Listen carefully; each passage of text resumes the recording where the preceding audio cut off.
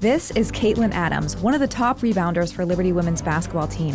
Many hours are spent in the gym and in practice to get her kind of results on the hardwood, but what you may not know about Caitlin is that she is studying one of the most difficult majors at Liberty.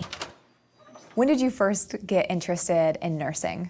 I actually didn't plan on nursing. I wanted to work with people, but I didn't really ever think I could do nursing because it was hard and I didn't really want to deal with all the stuff. My dad kind of was talking to me and he was like, I think you should look into it. And so I started here at Liberty in the nursing program. Did you realize what you were getting yourself into when you picked the major?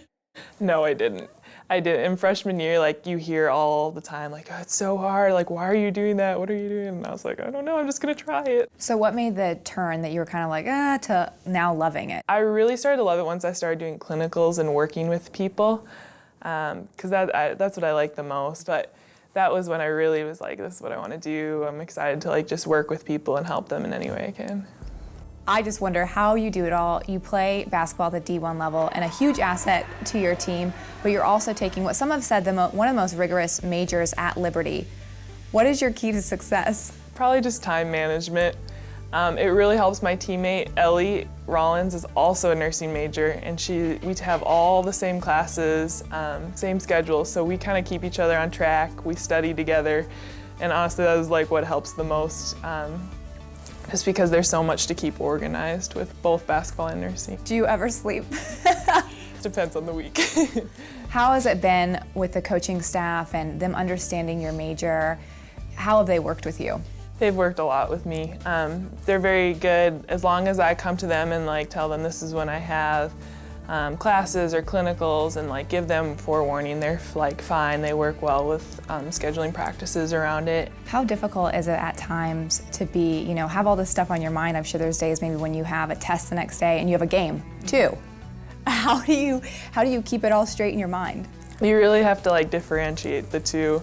I know Coach Green always says when we walk into practice, you got to leave everything else out of, you got to just focus on basketball at that time, or when you go into the classroom, you need to just focus on what you're learning or with the test you're taking. And that's hard because it's hard not to bring everything else into it, but it's definitely something that I've learned over the last 3 years to kind of do. So. Do you have a trick to do that?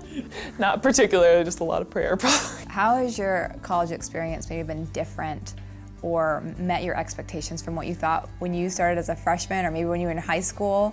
I knew it would be busy. I didn't really realize how busy it would be and how hard it would be. I don't think you can really prepare or know how what it's going to be like to play a Division I sport, let alone do nursing as well. There's just so many people in basketball and nursing that help you and help you organize and figure out how to do things that, I don't know, they set you up for success. When you're extremely stressed out, and I'm sure there's moments you're just, like you said, how can I go on any further? What pushes you to go to that next step?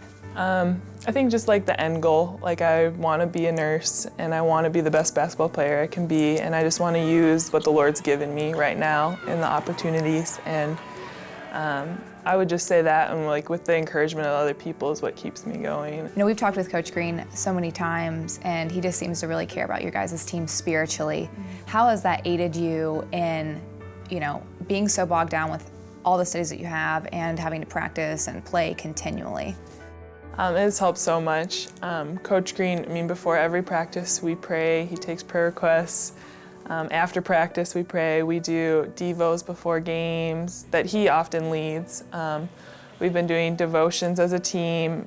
We've been going through the purpose-driven life. So there's just a lot of aspects that he brings in, and he always says he's preparing us for our future, not just right now in basketball.